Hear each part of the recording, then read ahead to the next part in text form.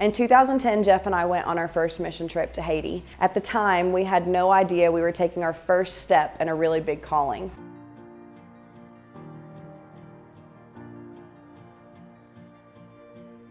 We had the opportunity to visit an orphanage, and at this orphanage we found 70 children that were eating one meal every other day. They didn't have access to clean drinking water. They didn't even have access to basic healthcare needs and basic necessities. And not only that, but there was no one there to tell them that they were loved and they were known and to give them a hug. And we were just overwhelmed by the need. So this really began this conversation with her and I to just explore what God was really laying on our hearts. We found a little girl. Her name was Dafka. She was a beautiful 10-year-old girl. And Dafka really captured Jeff and I's heart. We remember feeling this turning in our hearts that we were supposed to pay very close attention to her.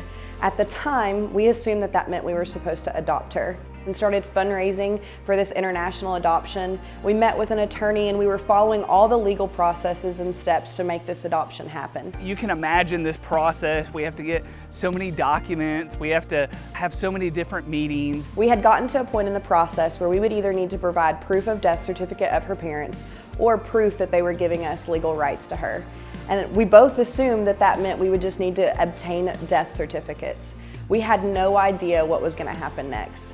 Ashley and I approached the orphanage director there, and I can remember his response. It'll always stick with me. He said, "Would you like to meet her father?"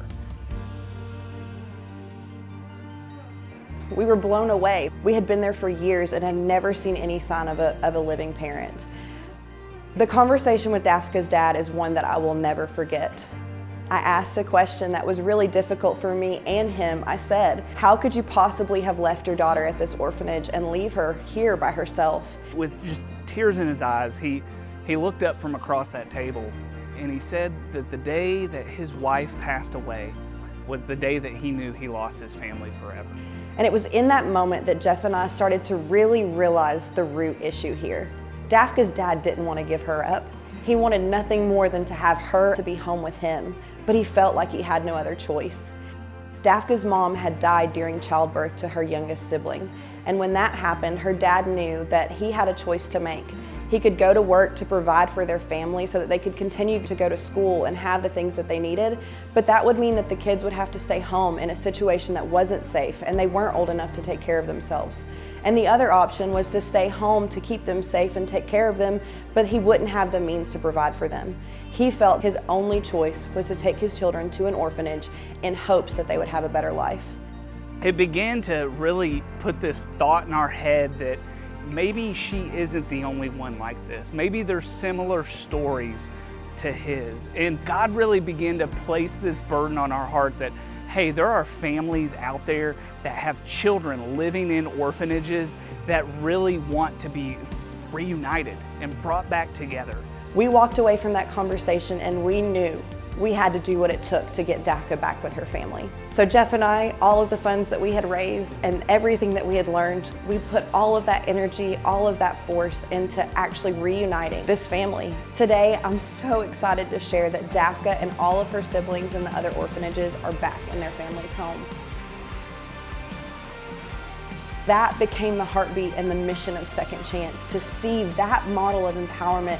And really, we realized that God was having us pay attention to her because He was going to put on display the vision and mission of Second Chance. Our mission is to end generational poverty through empowerment. Just like Dafka's dad, there's people out there that are really wanting to make a difference in their own community. They're wanting to take care of their families.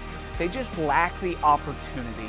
We want to partner with high-capacity local leaders that can point us in the direction that would be most self-sufficient and most empowering for their communities and their culture. At Second Chance, we get to come alongside them and empower them in their goals and their aspirations and what God has placed on their hearts to do. Everything that we do must involve empowerment. The success story of Dafka's dad being able to now earn an income and provide for his daughter's education is an opportunity that could end the cycle of generational poverty for their family. These are not just distant people out there somewhere that I've never met. These are actual people experiencing real life change. second chance is ending generational poverty through empowerment.